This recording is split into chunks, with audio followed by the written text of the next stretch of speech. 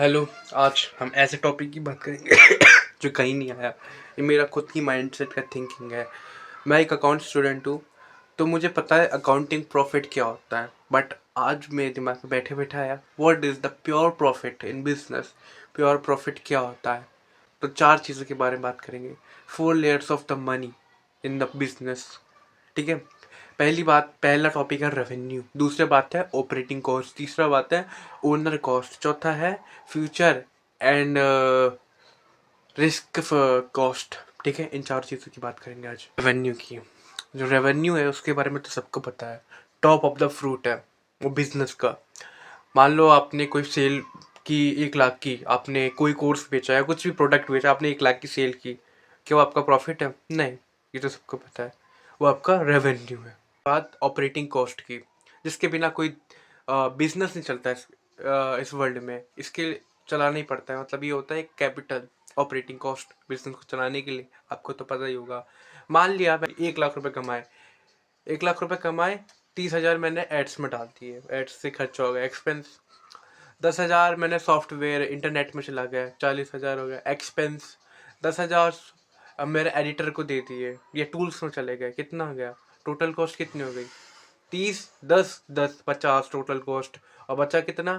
50। तो क्या ये क्या प्रॉफिट है मेरा? नहीं, ये मेरा प्रॉफिट नहीं है। इसको भी हम प्योर प्रॉफिट में काउंट नहीं करेंगे। आगे बात करते हैं क्यों नहीं करेंगे। Owner cost, the hidden root. यहाँ पे मोस्ट ऑफ द बिजनेसमैन खुद से झूठ कहते हैं कि यार मेरा तो टर्नओवर इतनों का है, करोड़ों का, या मेरा रेवेन्यू इतना है, फ्लैक्स मारते, क्योंकि उनको नहीं पता ये चीज़ जो मैंने सोची थी। कि मान लिया अगर मैं एक ओनर हूँ, मैं खुद के बिजनेस के लिए काम कर रहा हूँ, मेरी स्किल कम्युनिकेशन, कॉन्टैक्ट, नेगोशिएशन, ये स्किल, मेरा स्ट्रेस लेना बिजनेस को लेकर ठीक है, मेरी रिस्पॉन्सिबिलिटी, मेरा स्ट्रेस लेना, मेरा टाइम, ठीक है, मेरे सब तो जा रहा है मेरे बिजनेस में। अगर यही काम मैं किसी और के लिए करता तो मैं कितना डिजर्व करता सैलरी? मान लिया 25,000। ठीक है, अब जो मेरा बचा था वहां पे रेवेन्यू 50,000, उसमें से 25,000 काट दिए, जो सैलरी मैं खुद के लिए डिजर्व करता हूँ, इंक्लूड खुद को।